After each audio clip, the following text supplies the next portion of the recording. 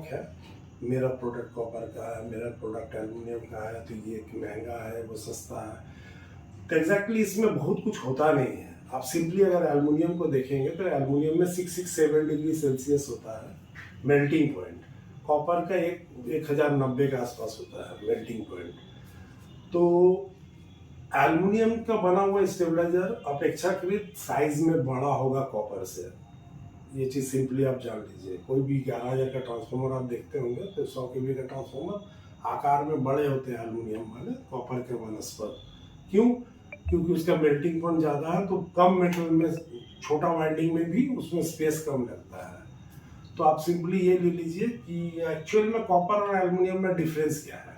तो डिफरेंस आप सिंपली यूँ हिंदी में अगर समझ में आए, नॉर्मल इजी बात कर रहा हूँ, तो आप मान लीजिए कि एक 100 मैंने 5 kV स्टेबलाइजर आपने ले रखा है कॉपर का, तो अगर आप ओवरलोड करेंगे 6 kV का लोड अगर इंजेक्ट कभी एक्सीडेंटली पड़ जाए तो वो एब्जॉर्ब कर लेगा। एल्युमिनियम में शायद ऐसा नहीं होगा, वो अपने आप को खराब कर बैठेगा।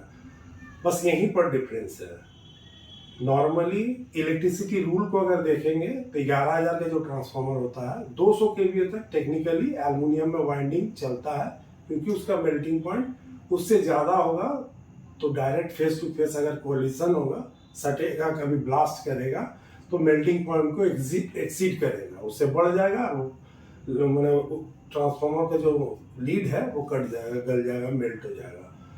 तो आप अगर अपने घर के लोड के अनुसार या उससे कुछ बढ़ा के एल्युमिनियम के ले रहे हैं तो देन इट्स ओके, उसमें कोई दिक्कत नहीं है। अगर आपके घर में लोड 12 kV का है, अगर आप 15 kV का स्टेबलाइजर लगा रखे हैं तो एल्युमिनियम का है तो उससे कोई नुकसान होना नहीं है। अब कॉपर का ही हो ये मैंडेटरी बिल्कुल नहीं।